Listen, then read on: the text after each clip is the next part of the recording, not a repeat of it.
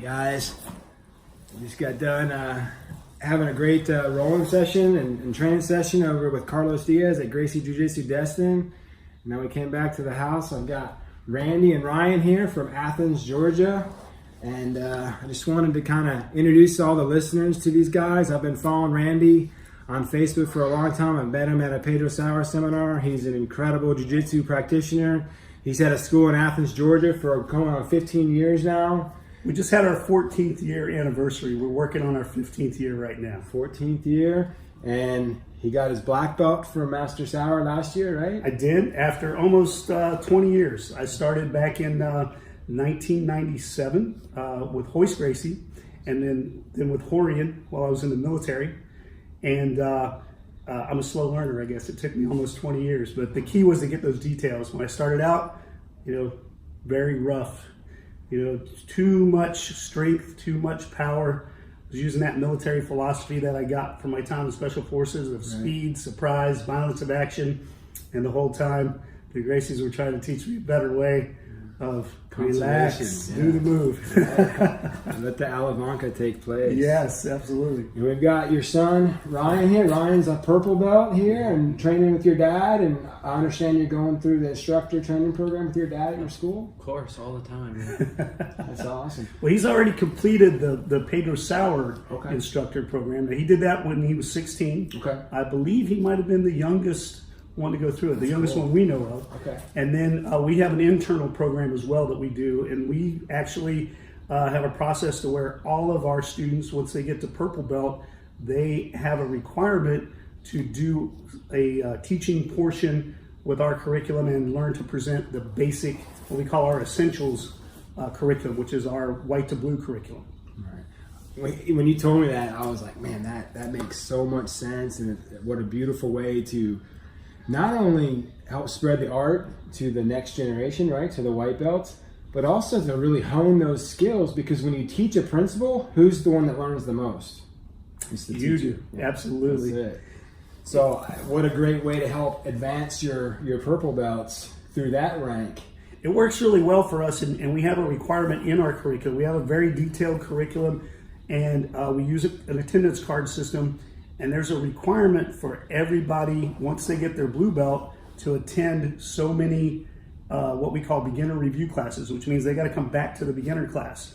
Because one of the things we've seen over time is when you get to that next level, that blue belt level, now you're looking at things with different eyes. And those blue belt eyes see details that you don't pick up whenever you're going through it the first time. We always refer to it as, it's like an archaeological dig. When you come through the first time, you got a big shovel, you're digging through, you find things, you get big pieces of clay pots and all this stuff.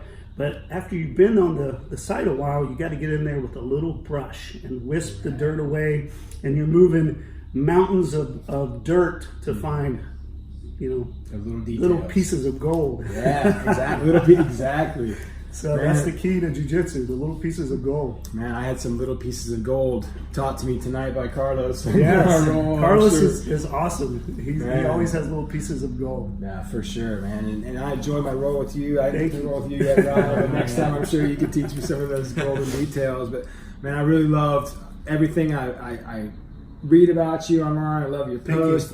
Randy's really active on Facebook and social media and spreading the jiu-jitsu art and health and fitness, and live a very active lifestyle. Obviously, you have a military background, and hope to have a longer podcast where we can talk more about that, man. Because, man, you know how much I honor and admire that part of your life, and thank you so much. And, anything else you want to share with us and the listeners before we go? He's going to share a technique with us later that we'll have out there for you, but we'll share the technique. I got to give the credit to Professor Pedro Sauer, because, you talk about those, those little pieces of gold. We continually, every time we get a chance, we go train with Professor, and every minute we spend with him, he's handing out those pieces of gold.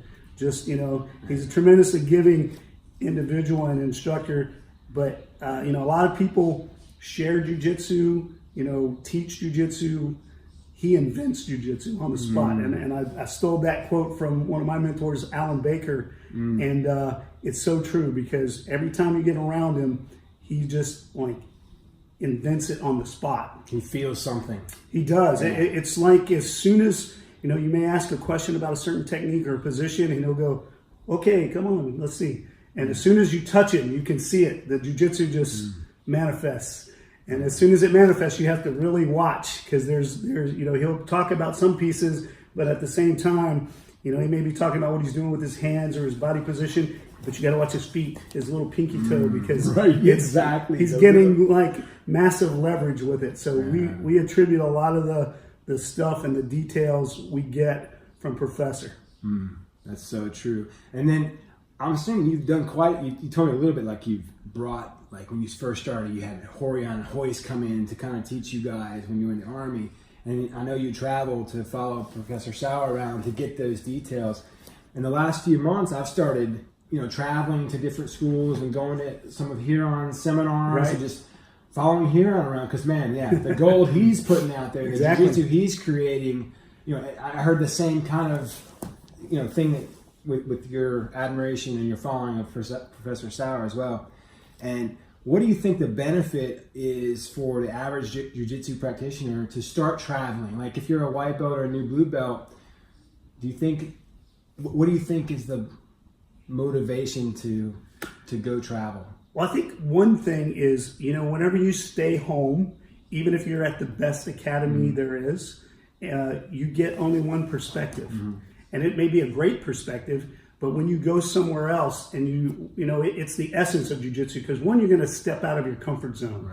And that's what jiu-jitsu is all about. You're going to go somewhere else, which is new to you. Everything's a little different. You're going to get a new perspective. You may see a move that you've seen before, and you'll see a different detail or a different emphasis. And part of it is, you know, the greatest thing about jiu-jitsu is the magic of the people you meet. And really that's what, you know, got me fired up about jiu-jitsu is when I first met, you know, starting with Hoist, it was incredible to see him in UFC and then meet him in person, and he was exceptionally nice.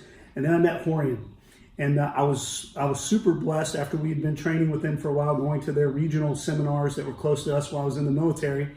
We convinced our command in Special Forces group to bring Horion to us for a week. It took a lot of convincing, but we finally got him to come. And I was lucky enough while he was there training us to be one of his sponsors. So in the evening, I got to go to dinner with him. I got to take him out and show him some of our training, let him go to some of our shooting ranges and participate in that. But the best part was the moments in the middle to where I got to talk to him. And you know, a lot of people don't really appreciate what an incredible genius the man is with jiu-jitsu, and a lot of the stuff he's done and the things that you're seeing now. You know, this was over 20 years ago.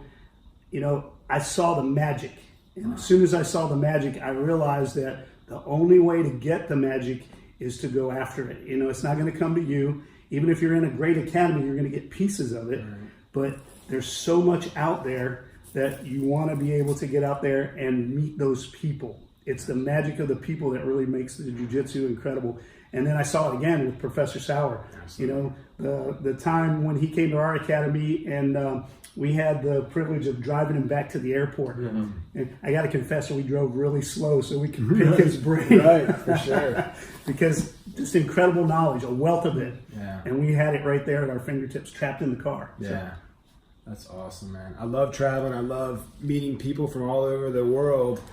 At a jiu-jitsu school, you automatically have a bond, a connection, right? I mean, we met on Facebook first, and we met at Pedro Sauer's place at the school, and then we've always had a connection, and just it's so neat to spend time with the people on the mats and off the mats. And you speak about like getting to spend those times off the mats with Horion or with any high-level jiu-jitsu practitioner. You see how they apply it into their life. Right, how they apply it into their family relationships, right? And that's where the real magic happens, is off the mats, and like what we can the knowledge that we can transfer from our practice here to our business or to our relationships and just our day-to-day interactions, and that's where the more you do it, the more you realize everything is jiu-jitsu. That's it. You know, as soon as we got here today, we went straight out. You know, we're at the beach. We can't get great seafood where we are, so we went straight out for it. And I realized today, while I was cracking crab, that I was using jiu-jitsu, because I was applying certain leverage to open it. And then when I started to pull on it, I wouldn't rip it out. I would pull it just enough to have it separate and have one nice piece. So it's all jiu-jitsu. Everything's jiu-jitsu. Look at what Henry just did with Quick Flip Apparel. He just turned jiu-jitsu into a multi-million-dollar company. Absolutely. You know, and there's jiu-jitsu everywhere in life, and it's all about efficiency, energy conservation. It's beautiful. Thank you so much, gentlemen, for spending some time with us this evening. Thanks for having us. You know, it was awesome. We'll take any opportunity to come to Destin. And like I said, it's all about the people we meet, and not just, you know, the high-level people. You know, we meet a lot of incredible folks that are like us, that are on their way to learning, and that, you know, everybody's on their own journey. And the more you share that with each other, the more you find out like how much you have in common. And you know, there's a dual learning process there. You'll always take from everybody that you come in contact with. We like to say, you know, control the connection, control the confrontation. And it's also true in control the connection. You know, you control the prosperity in your life. So we think that's key. It's true. Manage the distance, manage the damage. That's it, man. Absolutely. Thank you, brother. Thank you, sir. Thank you, Ryan. Y'all have a good night.